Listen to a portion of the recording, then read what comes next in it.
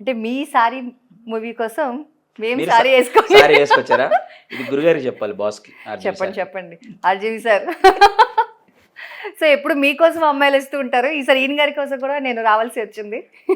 అంటే కొంచెం శిష్యులు కాబట్టి ఆయనకి చాలా మంది శిష్యులు ఉన్నారులే, కానీ నేను ఆ కోవలోకి చెందుతానేమో మేబీ. చెప్పండి. సో ఏప్రిల్ 4th సారీ మూవీతో రాబోతున్నారు. సో ఇందులో కొత్తగా సుభాష్ గారు అనాలా? సుభాష్ అని పిల్లండి, అస్సలు గారు ఏమొద్దా? సుభాష్ అని పిల్లండి. ఓకే, అంటే కొంచెం అన్కంఫర్టబుల్ గా ఉంది, లెట్స్ ట్రై. సుభాష్ అని పిల్లచ్చు, ఏం కాదండి. సో కొత్తగా సుభాష్ ఏం చూడబోతున్నాం? అసలు కొత్తగా సుభాష్ నేను చూడట్లేదు, జస్ట్ సుభాష్నే చూస్తారు. ఓకే. సో అంటే కొరియోగ్రఫీ వైజ్ అడుగుతున్నారా, లేకపోతే మీరు ఏం అడుగుతున్నారు? కొరియోగ్రఫీ వైజ్ ఆల్రెడీ రీసెంట్గా మీ లాస్ట్ మూవీస్ కానీ దాంతో కంపేరబుల్ చేస్తే కొత్తగా ఏం ఎక్స్పెక్ట్ చేయొచ్చు? ఎలా అంటే కొత్తగా మన మైండ్లో చాలా రకాలు ఉంటాయి, చాలా చేయాలని ఉంటుంది. బట్ కాకపోతే ఏంటంటే డైరెక్టర్కి మనకి ఏం కావాలో మనమే తీసేయాలి. ఓకే. మనం ఎగ్జిక్యూట్ చేయాలి వాళ్ళకి. ఎగ్జిక్యూషన్ ఈజ్ ఇంపార్టెంట్ అంటారు. సో అలాగే వాళ్ళకి ఏం కావాలో మేము చేయడమే మా పని. ఓకే. ఇందులో కొంతమందితో ఏంటంటే ఐడియాలు షేర్ చేసుకునే విధం ఏదైతే ఉంటుందో వాళ్ళకు కొంతమంది కనెక్ట్ అవుతారు. అలా వర్మ గారు ఎలా అంటే నేను ఎప్పటి నుంచో అనుకుంటున్నాను రామ్ గోపాల్ వర్మ గారితో పని చేయాలి, నా విష్ ఉంది.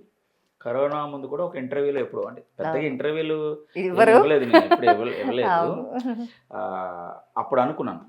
సో ఆ విష్ ఏదైతే ఉందో అలా స్లోగా ఆర్జీవి గారి దగ్గరికి చేర్చింది. అది ఎలా చేర్చిందో కూడా చెప్పాలి మాకు. చెప్తా ఎలా అంటే ఆ సినిమా ప్రొడ్యూసర్ ఎవరైతే ఉన్నారో ఆయన నేను చాలా ఇయర్స్ నుంచి ఫ్రెండ్. ఓకే.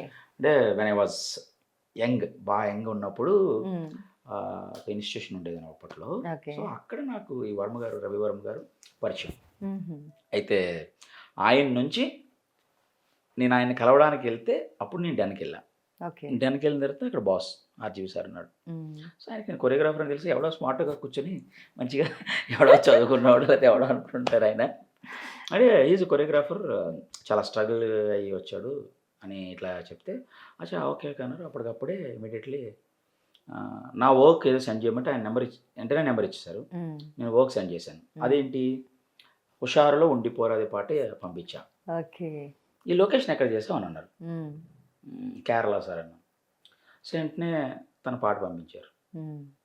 నేను దానికోసం ఇమీడియట్లీ వర్క్ చేసి పంపిస్తే ఇంప్రెస్ అయ్యారు బాగా, టక్కుమని. అంటే ఆయనకి ఎలా ఉండాలంటే చాలా ఫాస్ట్గా వర్క్ చేయాలి.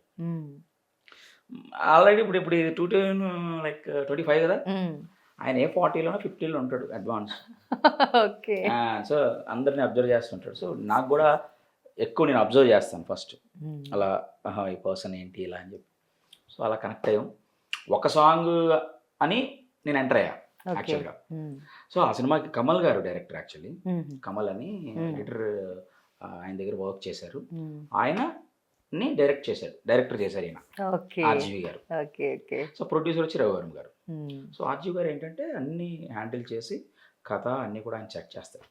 అట్లా ఓవర్లుక్ హెడ్ ఆయన. సో ఆర్జీవి దాంట్లోంచి కొంచెం అంటే బెస్ట్ అని అనకూడదు, ఈ మధ్య కొంచెం బాగా హల్చల్ చేస్తున్న సినిమా సారీ. నేను ఆ ఒక పాటతో ఎంటర్ అయ్యి అన్ని సాంగ్స్కి కొరియోగ్రాఫ్ చేశాను. అంటే ర్యాప్ ఎలా సెట్ అయ్యింది అంటే అలా.